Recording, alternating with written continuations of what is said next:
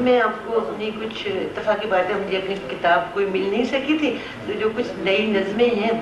وہ آپ کے لیے لے آئی ہوں، آپ دیکھیے گا۔ ایک نظم ہے، اس کا عنوان ہے آئینہ، اور یہ یہیں لکھی گئی تھی کراچی میں ہی۔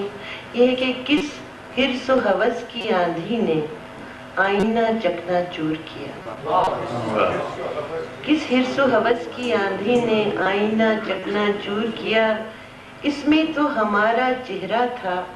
کیوں اس کو لہو لہان کیا، اس میں تو ہمارا چہرہ تھا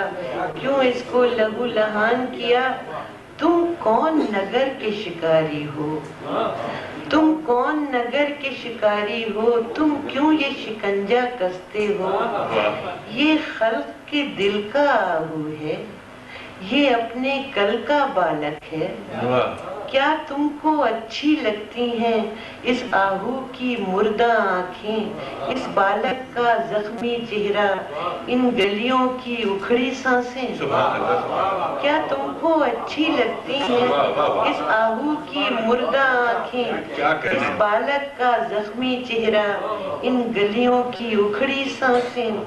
اور کیوں نوکے سنا سے چیر کے دل تقسیم کیا، کیوں نوکے سنا سے چیر کے دل تقسیم کیا، اور تم اس کو تڑپتا دیکھو گے جس خلقت کو دو نیم کیا، تم اس کو تڑپتا دیکھو گے جس خلقت کو دو نیم کیا، اور ان زخموں پر مرہم رکھ دو، ان زخموں پر مرہم رکھ دو، اس آہو کو رم کرنے دو،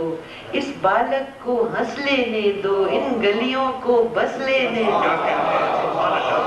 ان زخموں پر مرہم رکھ دو، اس آہو کو رم کرنے دو، اس بالک کو ہنس لینے دو، ان گلیوں کو بس لینے دو، ایک کانچ کے دل کو توڑ دیا